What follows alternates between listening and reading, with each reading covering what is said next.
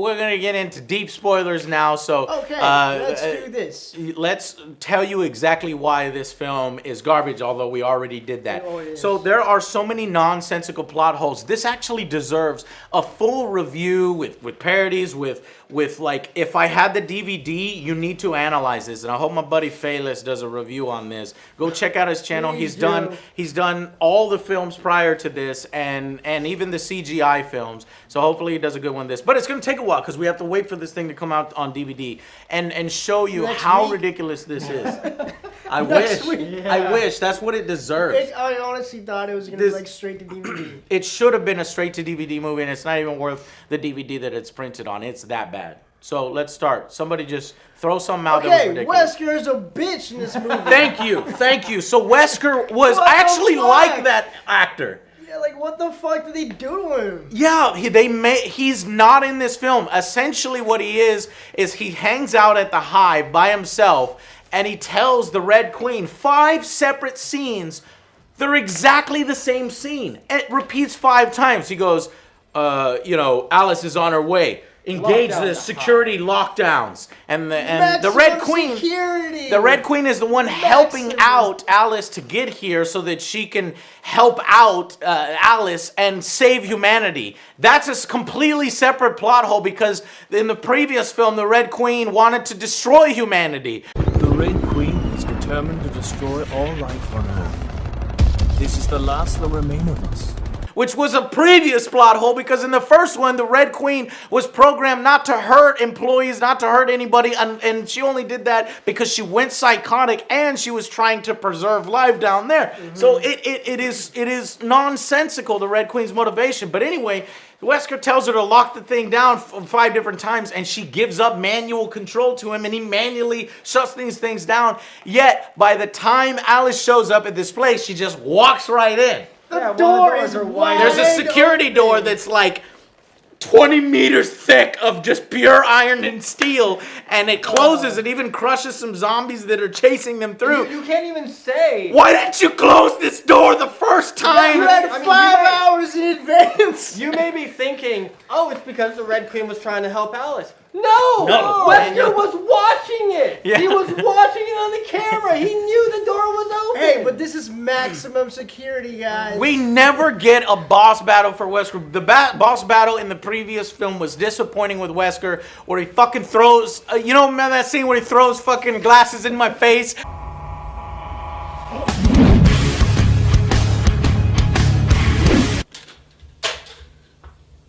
What the fuck? I was ready for a badass Wesker boss battle because I like this actor. The first Wesker, when he first showed up in the film, that guy was a bitch. He sucked. This Wesker was badass. He looked muscular. He had that voice that was reaching. You should have brought more.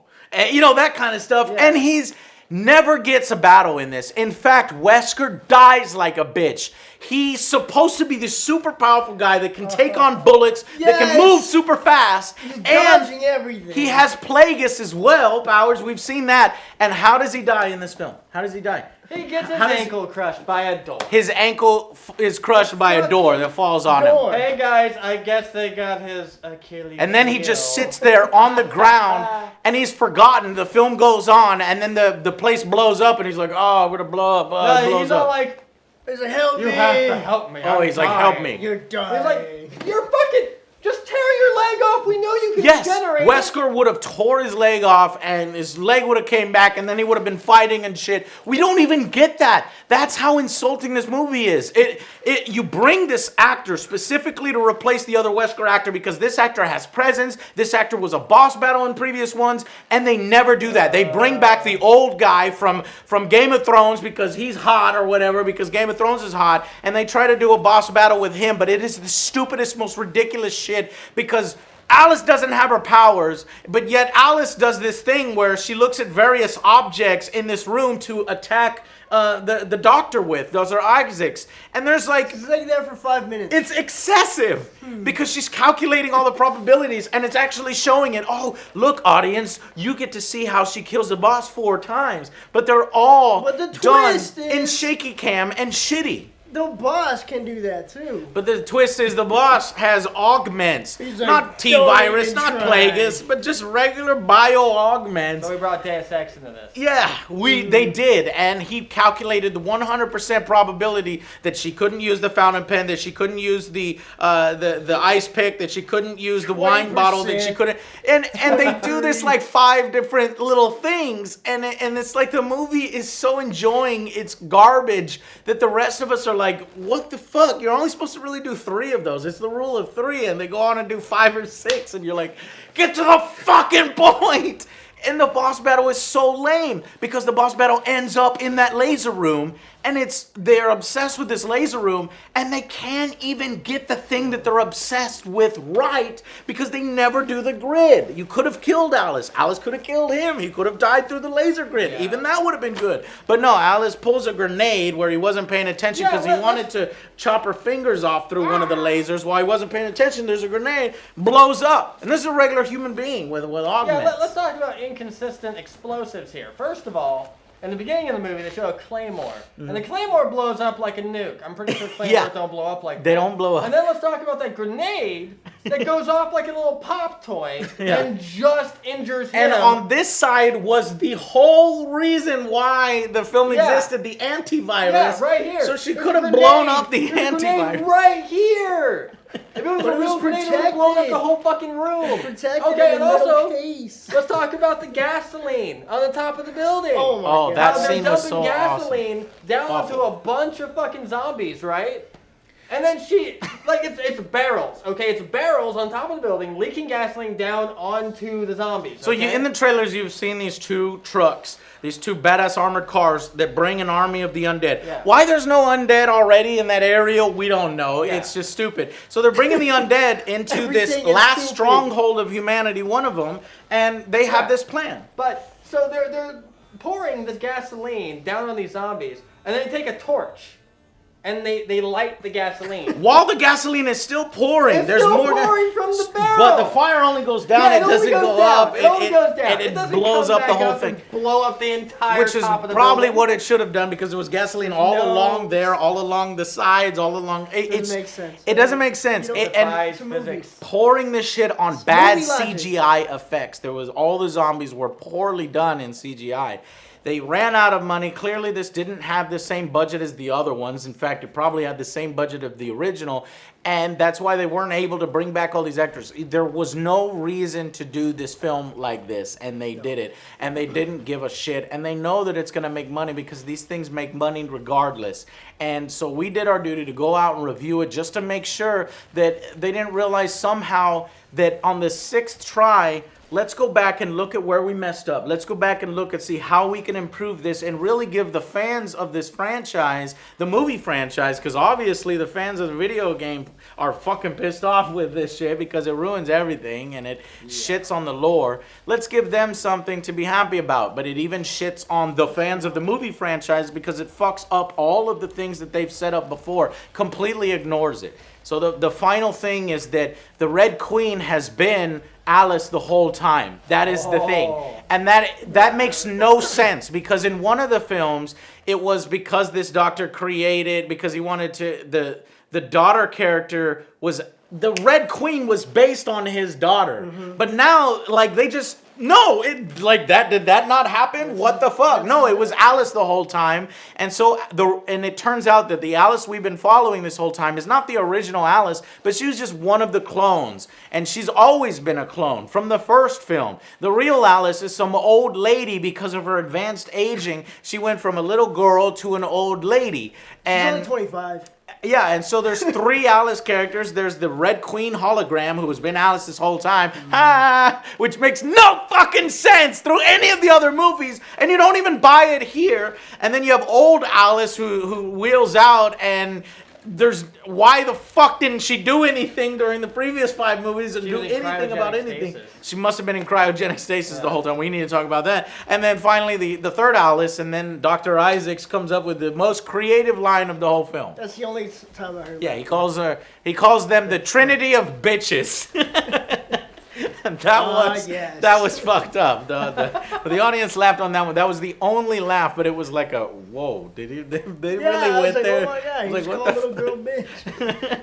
It was just, oh, god damn it. So, as we said, it's like, wait a minute, old Alice, where does she come from? Well, she apparently in the hive were all the rich people. So they go back and they do this scene, this flashback where Umbrella, where's Umbrella? What's the motivations of Umbrella? Well, we don't really know. They're selling governments different bioweapons. No, that's not really it. What it really is they want to wipe the earth clean and they want to start over again. That fucking trope. And they unnecessarily put in religious aspects into this film. So if all this stuff we talked about wasn't bad enough, they bring in the religious stuff, which always makes a film shittier when it's out of place and doesn't deserve a thing here. And so they bring this into it where we're going to wipe the earth clean and start over. All the rich people go underground. But then the rich people are underground in the hive. And you remember what happened at the end of the second film? They dropped the nuclear bomb on Raccoon City. So they literally dropped a nuclear bomb on all their clients? No!